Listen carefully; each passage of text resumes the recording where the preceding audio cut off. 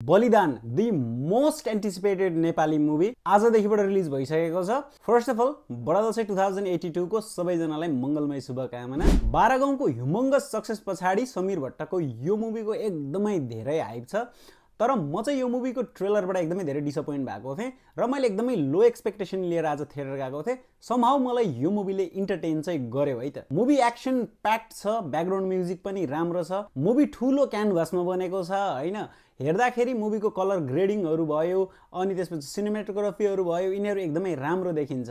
त्यो हुँदाखेरि मजा चाहिँ आयो मलाई। मुभी एकदमै सर्ट छ हैन, जम्मा 2 आवर समथिङको छ। फर्स्ट हाफ चाहिँ अलिकति तपाईलाई स्लो लाग्न सक्छ बिल्डअपको टाइममा हैन, तर सेकेन्ड हाफ र इन्टरभलदेखि नै मुभी अलिकति राम्रो हुँदै चाहिँ जान्छ। सेकेन्ड हाफ त एकदमै धेरै एक्सन छ हैन। के यसको मतलब मुभी एकदमै बवालै छ त? त्यो पनि हैन। ट्रेलरमा मलाई जे कुराहरूले चाहिँ अलिकति डिसअपोइन्ट गराएको थियो, मुभीमा पनि त्यो कुराहरू छ। जस्तो कि ग्रान्ड स्केल अचिभ गर्ने चक्करमा चाहिँ त्यो स्पेशल इफेक्ट्सहरु कम्प्रोमाइज भएको छ हैन।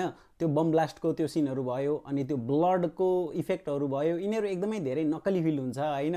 अनि अर्को भनेको मुभीमा डायलगहरु एकदमै राम्रो छ हैन, पावरफुल छ, तर डायलग डेलिभरी एकदमै वीक लाग्छ है। अनि अर्को भनेको त स्टोरी भइगयो हैन। स्टोरीले त्यति धेरै नयाँ कुरा केही पनि अफर गर्दैन।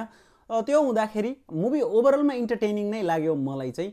यो डिसेन्ट मुभी हो, ठीक छ। मुभी यतिको मुभीलाई राम्रै भन्न सकिन्छ नेपाली मुभीको कन्टेक्स्टमा हेर्दाखेरि हैन। तपाईहरुले यदि मुभी हेरिसक्नु भएको भने मुभी कस्तो लाग्यो त्यो पनि भन्नु होला है त। Like and follow.